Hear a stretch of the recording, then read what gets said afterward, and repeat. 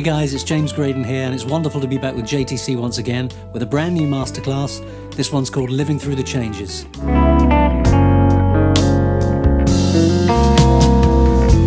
This time we're going to be looking at effectively playing over chord changes.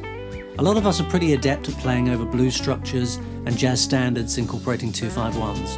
But what happens when we're confronted with something a bit more complex? Something that changes key a lot, has a different tonal centre from section to section. I think a new set of rules apply in these scenarios. So what we need to do is stop thinking so much in terms of a solo in a linear form, to think of it vertically, the harmonic structure and the relationship between one chord to the next.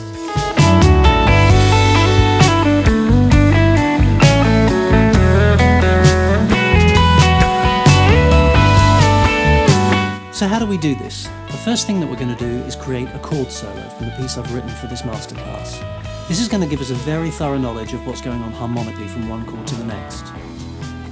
We're going to use devices like notes in common between chords, tone and half-tone steps, incorporating 3-note shell voicings, so the changes between even complex structures are quite fluid. So next we then implement all of the information we learned previously in harmonic soloing, techniques like pivoting, double suspension, suspensions, and inner lines. If you think again vertically of your melody moving along and then down right in the middle of the chord, you've got all of this extra level of information going on to add colour to your solos.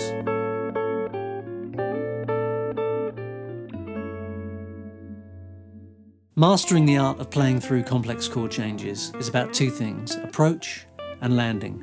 You need to set up the approach to your change so the listener knows there's something that's about to happen.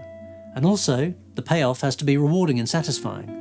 So landing on the third and the fifth might not always do it. You need to explore altered notes and suspended notes. Solos aren't technical exercises. The great players that we love appeal to us on a deeply emotional level. And for that, you have to explore your own inherent sense of melody and incorporate that into your playing. When you can bring all of these things together that we study in the masterclass, you transcend the solo. It turns into a piece within its own right. And that's really where the magic lives. So I hope you can join me.